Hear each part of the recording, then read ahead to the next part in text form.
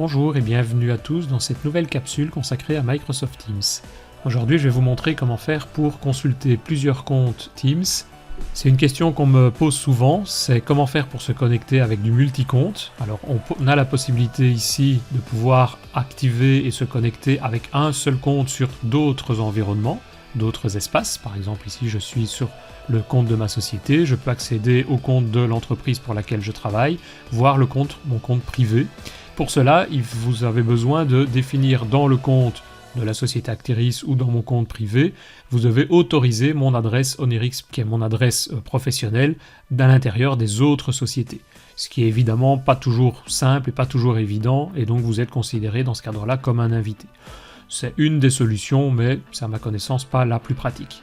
Cette demande d'accès multi-compte, c'est quelque chose qui est très demandé par les utilisateurs. Si on retourne sur le site User Voice où on retrouve l'ensemble des demandes fournies autour de Teams, on revoit que la première c'est consacrée à une demande au niveau des accès vidéo et la deuxième demande c'est de pouvoir se connecter avec le multi-compte. Donc Microsoft y travaille, c'est quelque chose qui n'est pas toujours évident pour conserver la sécurité, la confidentialité des données que l'on souhaite avoir dans Teams, mais en tout cas Microsoft est en train de travailler sur cette demande. En attendant, comment faire pour pouvoir ouvrir deux environnements, deux comptes Microsoft Teams sur le même PC?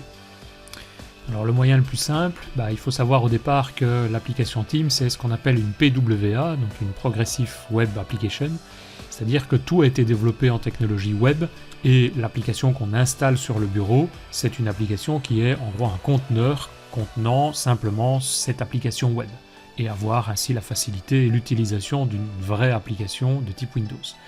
Donc moi ce que je vous conseille c'est d'utiliser cette application locale sur votre PC, donc l'application que vous installez connectée à votre compte Teams habituel, le compte de votre entreprise, et d'ouvrir dans votre navigateur, par exemple ici, que ce soit Chrome, que ce soit Firefox ou bien que ce soit Microsoft Edge, c'est de venir vous connecter sur le compte Teams et de l'installer ensuite en application PWA.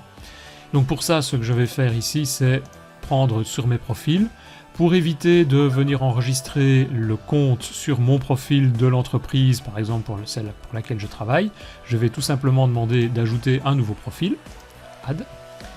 Voilà, ici je peux donc maintenant me retrouver dans un nouveau navigateur. On voit que je suis sur un navigateur qui a son propre enregistrement, ses propres favoris et ses propres enregistrements de mots de passe.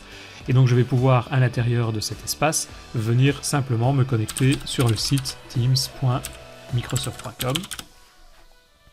Évidemment, il va me demander quel est le nom d'utilisateur et le mot de passe pour me connecter. Donc ici, j'enregistre mon adresse mail de l'entreprise pour laquelle je travaille.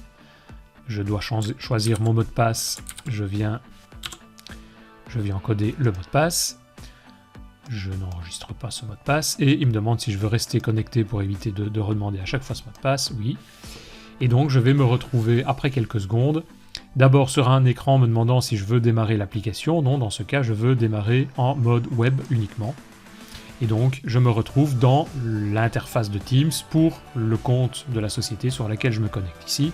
Il me demande si je veux conserver les notifications. Bien sûr, je veux être averti si jamais quelqu'un m'envoie un message. Voilà qui est fait. Voilà, et donc je vais simplement demander pour ce site web de venir l'installer en tant qu'application de type PWA, donc en tant que vraie application sur mon environnement Windows. Donc je vais simplement sur ce menu et je choisis dans les apps, installer ce site en tant qu'application. Je lui donne un nom. Installer. Voilà, et mon application ici se retrouve en tant que, on va dire, vraie application, avec une icône dans la barre des tâches, avec une icône dans le menu démarrer, que je peux désinstaller de manière tout à fait classique. Et à chaque fois que j'ai donc besoin de me connecter sur l'environnement de cette entreprise, j'ai simplement besoin d'ouvrir cette nouvelle application Teams qui aura son propre nom d'utilisateur, son propre mot de passe, et qui fonctionne avec exactement toutes les fonctionnalités classiques de la même manière que si j'étais sur l'application Teams locale. Voilà, je vous propose de se retrouver bientôt pour une nouvelle capsule consacrée à Teams. À bientôt.